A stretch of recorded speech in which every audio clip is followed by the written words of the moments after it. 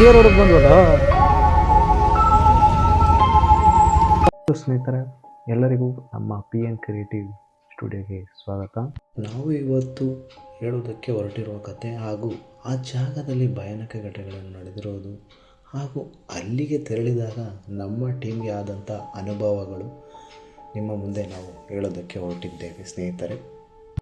ಅಲ್ಲಿನ ಜಾಗದ ಕತೆ ಹಾಗೂ ಆ ಜಾಗದ ಭಯಾನಕ ಕಥೆಗಳ ಬಗ್ಗೆ ಕೇಳಿದಾಗ ನಮಗೆ ಕುತೂಹಲಗೊಂಡು ನಾವು ನಮ್ಮ ಟೀಮ್ ಅಲ್ಲಿ ಏನಿದೆ, ಏನಾಗ್ತಿದೆ, ಅಲ್ಲೋದ್ರೆ ಏನಾಗುತ್ತೆ ಎಂಬ ಇದರಿಂದ ನಾವು ಕುತೂಹಲಗೊಂಡು ಹೊರಟೆವು. ಕೆಲವರು ಹೇಳುವ ಹಾಗೆ ಆ ಕೆರೆಯ ಹತ್ತಿರ ಇಂದಿಗೂ ರಾತ್ರಿಯ ವೇಳೆ ಯಾರೋ ಕಿರುಚಿದ ಶಬ್ದ ಅಲ್ಲಿನ ಕೆಲವು ಜನರಿಗೆ ಅನುಭವವಾಗಿದೆ. ನಾವು ಹೊರಟಾಗ ಆ ಜಾಗಕ್ಕೆ ರಾತ್ರಿ ಸಮಯ ಆಗಿತ್ತು.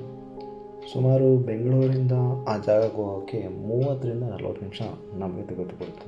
ಜಾಗಕ್ಕೆ ತೆರಳಿದಾಗ ರಾತ್ರಿ ಸುಮಾರು 11:30 ಆಗಿತ್ತು ಹಾಗೂ ರಾತ್ರಿಯ ಸಮಯದಲ್ಲಿ ವಾಹನ ಸಂಚಾರ ಕೂಡ ಕಡಿಮೆ ಇತ್ತು. ನೀವು ನೋಡುತ್ತಿರುವ ಜಾಗ ಬಂದು ಅಲ್ಲಿನ ಕೆರೆ ಹಾಗೂ ಡ್ಯಾಮ್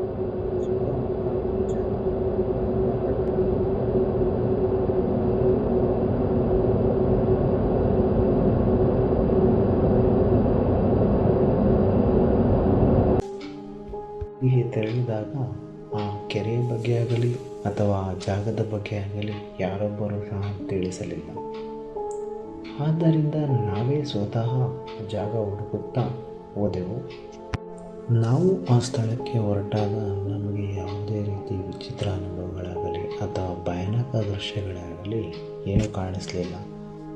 ಆದ್ದರಿಂದ ನಾವೇ 5ರಿಂದ 10 ನಿಮಿಷಗಳ ಕಾಲ ಸುತ್ತಮುತ್ತ ನೋಡಿದರೂ ನಮಗೇನೂ ಕಾಣಿಸೋದ್ರಿಂದ ನಮ್ಮ ತಂಡ ಮತ್ತೆ ಮರಳಿ ಬರಬೇಕಾಗಿತ್ತು.